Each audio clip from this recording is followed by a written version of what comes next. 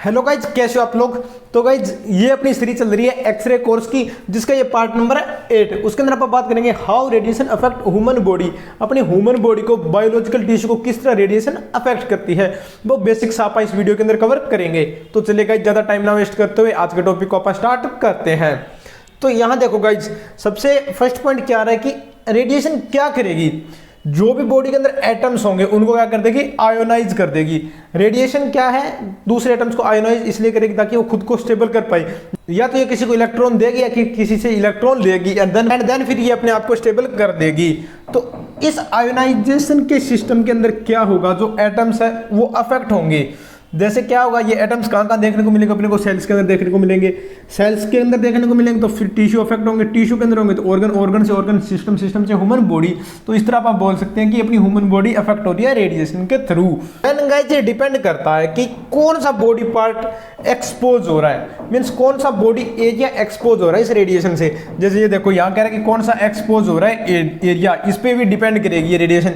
जैसे हेयर हो गई, हेयर जैसे अगर ज्यादा रेडिएशन दी जा रही है, आपने देखा कैंसर के पेशेंट है उनको थेरेपी दी जाती है तो उनके स्किन रफ हो जाती है वगैरह को अफेक्ट करेगी ये हेयर को। सबसे अगर हाई क्वांटिटी में अगर बॉडी के अंदर ये एक्सपोज किया जा रहा है इसका, तो देन ये स्किन के अंदर रैशेज अपने को देखने को मिलेंगे। थायराइड गले को ये अफेक्ट करती है, ब्रेन को।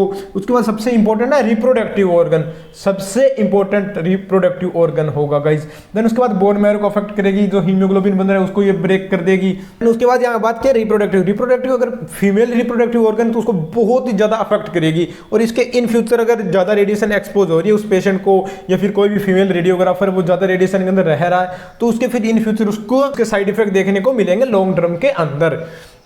एंड देन उसके बाद एक चीज देखो भाई, जो भी ये जो अपनी एक्सरे की डिस्कवरी की थी, जो रेडिएशन में जितने भी साइंटिस्ट थे जिनको सेफ्टी के बारे में ज्यादा नहीं पता था, उन सबकी डेथ कैंसर से हुई है। मींस वो कैंसर कहां से निकली है, अपनी इसी रेडिएशन के कारण उनकी बॉडी के अंदर वो कैंसर निकली है।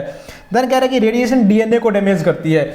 डीएनए क्या होगा, जेनेटिक मटेरियल को कैरी कर रहा होगा। सर नॉर्मली बात की जाए तो जैसे कोई छोटा बच्चा या फिर अपनी नॉर्मल, अभी मैं यहाँ की बात कर रहा हूँ, जैसे मेरा हाथ के अंदर सेल्स ग्रो हो रहे हैं, धीरे धीरे वो रेप्लिकेट हो रहे हैं। मींस 1 के 2, 2 के 4, मिटोसिस मियोसिस जो भी प्रोसेस हो रही है और वो रेप्लिकेट होते जा रहे हैं। बट जैसे ही ये रेडिएशन आएगी, जो यहाँ जो नॉर्मल प्रोसेस चल रही थी उसको अफेक्ट कर देगी। अगर उसको अफेक्ट कर देगी तो ये सेल क्या होंगे, जैसे देखिए 1 2 ये बन रहे थे ना नॉर्मल क्वांटिटी में, तो ये क्या हो जाएंगे, अनलिमिटेड हो जाएंगे। फिर इसका डिस्टर्ब हो जाएगी ये चीजें डिस्टर्ब होने के बाद अपने को बहुत बॉडी के अंदर ये फास्ट इनकी रेप्लिकेशन होना स्टार्ट हो जाएगी। अगर ज्यादा फास्ट रेप्लिकेशन हो रही है तो देन क्या हो रहा है, वो कैंसर बन जाएगी। ये अपने को भी पता है गाइस कि अगर कोई भी सेल से अगर फास्ट तरीके से ग्रो करें तो वो कैंसर होगी। मींस कैंसर का मीनिंग ये हो रहा है कि आपकी इरेगुलर सेल ग्रोथ है, तो यहाँ क्या हो जाएगा, कैंसर बन जाएगी। इस तरह ये कंसेप्ट निकल के आएगा। जैसे कैंसर काज करते हैं बट बहुत ही रेयर होगा, बहुत ही कम केसेस के अंदर अपने को कैंसर के इफेक्ट देखने को मिलेंगे।